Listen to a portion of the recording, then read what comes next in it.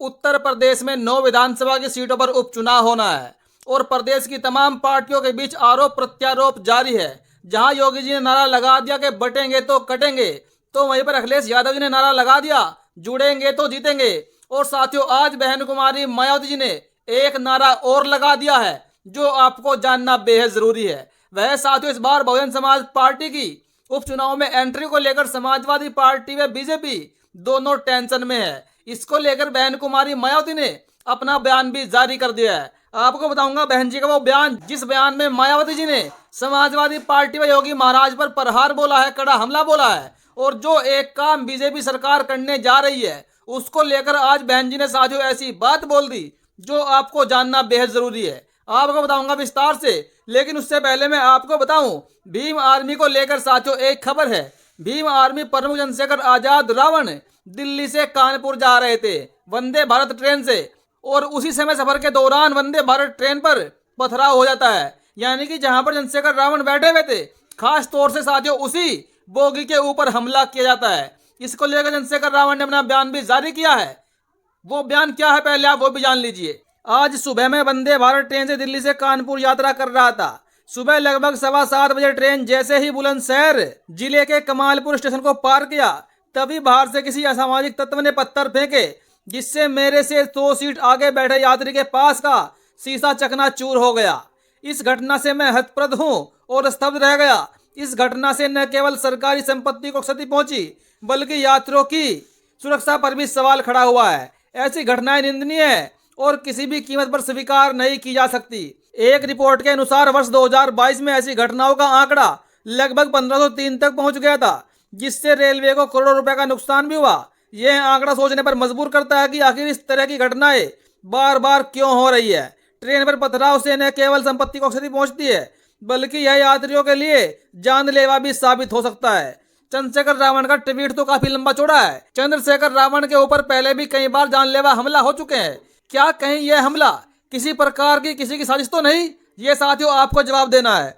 और एक तरफ साथियों योगी जी ने जो बयान दिया है बटेंगे तो कटेंगे, और एक तरफ दिवाली के मौके पर योगी जी ने दलित समाज का भी अपमान किया है। उसको लेकर भीम आर्मी के एक दिग्गज नेता ने क्या कुछ कहा है वो भी आपको बताऊंगा। लेकिन उससे पहले आखिरकार बहन कुमारी मायावती जी ने बीजेपी व समाजवादी पार्टी को लेकर क्या नारा दिया है और योगी महाराज पर बहन जी कैसे भड़की है। यूपी सरकार द्वारा 50 से कम छात्रों वाले बदहाल 27,764 परिषदीय प्राथमिक और उच्च प्राथमिक विद्यालयों में जरूरी सुधार करके उन्हें बेहतर बनाने के उपाय करने के बजाय उनको बंद करके उनका दूसरे स्कूलों में विलय करने का फैसला उचित नहीं है। ऐसे में गरीब बच्चे आखिर कहां जाएंगे और कैसे पढ़ेंगे। यूपी व देश के अधिकतर राज्यों में खासकर प्राइमरी व सेकेंडरी शिक्षा का बहुत ही बुरा हाल है, जिस कारण गरीब परिवार के करोड़ों बच्चे अच्छी शिक्षा तो दूर सही शिक्षा से भी लगातार वंचित है। ओडिशा सरकार द्वारा कम छात्रों वाले स्कूलों को बंद करने का फैसला भी अनुचित है। सरकारों की इसी प्रकार की गरीबी व जन विरोधी नीतियों का परिणाम है कि लोग प्राइवेट स्कूलों में अपने बच्चों को पढ़ाने को मजबूर हो रहे हैं, जैसा कि सर्वे से स्पष्ट है। किंतु सरकार द्वारा शिक्षा पर समुचित धन व ध्यान देकर इनमें जरूरी सुधार करने के बजाय इनको बंद करना ठीक नहीं है। साथियों, बहन कुमारी मायावती जी का जो हमला है वो सरकारी और प्राइमरी स्कूलों को लेकर बीजेपी सरकार पर है। जहां जहां बीजेपी है वहां वहां कई सारे स्कूल तो बंद पहले से ही हो चुके हैं, और सरकार का एक और फैसला जिसमें सरकार लगभग 27,000 स्कूलों को बंद करने जा रही है। यानी कि इनमें सुधार करने की बजाय बीजेपी इनको खत्म करने के बारे में सोच रही है। यानी कि अब आपका बच्चा नहीं पढ़ेगा, न ही वो आगे बढ़ेगा, न ही उसको नौकरी मिल पाएगी। तो साथियों, ऐसे में ये फैसला सरकार का आपको क्या लगता है? और जबकि बीजेपी सरकार हर साल शिक्षा के बजट को कम करती आई है। जी हाँ साथियों, लगभग हर साल बीजेपी सरकार शिक्षा के बजट को कम करती आई है। यानी कि यहाँ पर साफ साफ बीजेपी चाहती है कि आपका बच्चा हिंदू मुस्लिम दंगे की चपेट में आए और धर्म बचाने के लिए वो सिर्फ एक मजदूर बन के रह जाए। आगे बहन जी का जो प्रेस नोट आया है, जो उसमें मुख्य पॉइंट है, उनमें क्या कुछ कहा गया है ये भी मैं आपको बताना चाहूंगा। यूपी में 9 विधानसभा की सीटों पर हो रहे उपचुनाव में बीएसपी के दमदारी से मैदान में उतरने से भाजपा व सपा की नींद उड़ी हुई है, तथा अपनी कमियों पर से जनता का ध्यान बांटने के लिए अब बीजेपी द्वारा बटेंगे तो कटेंगे और सपा एंड कंपनी के लोगों द्वारा जुड़ेंगे तो जीतेंगे आदि नारों को प्रचारित करने में, इनकी पोस्टरबाजी आदि भी खूब करने में लगे हैं। जबकि इनकी हर मामले में रही दोगली सोच व नीतियों को ध्यान में रखकर वास्तव में बेहतर यही है कि बीएसपी से जुड़ेंगे तो आगे बढ़ेंगे व सुरक्षित भी रहेंगे। यानी कि जो समाजवादी पार्टी का नारा आया कि जीतेंगे तो जुड़ेंगे, योगी महाराज का नारा आया बटेंगे तो कटेंगे, तो वहीं पर आज बहन जी ने भी नारा लगा दिया बीएसपी से जुड़ेंगे तो आगे बढ़ेंगे और सुरक्षित भी रहेंगे। इस नारे को लेकर आपके मन में क्या विचार है? अपनी प्रतिक्रिया जरूर दे। वैसे भी भाजपा के वर्तमान तथा उससे पहले सपा के शासनकाल की तुलना में बीएसपी का शासनकाल काफी बेहतरीन रहा है। ऐसे में लोगों को इनके हवाई नारों व पोस्टरबाजी आदि के चक्कर में बिल्कुल भी नहीं पड़ना है। अर्थात अब समय आ गया है कि लोगों को खुद ही इन विरोधी पार्टियों के इस प्रकार के घिनौने विषैले व संकीर्ण राजनीति के छलावों आदि से बचने के साथ ही इनके गुमराह करने वाले ऐसे नारों व पोस्टरबाजी आदि से भी जरूर बचना होगा और इसका जवाब इसी चुनाव में भी देना होगा।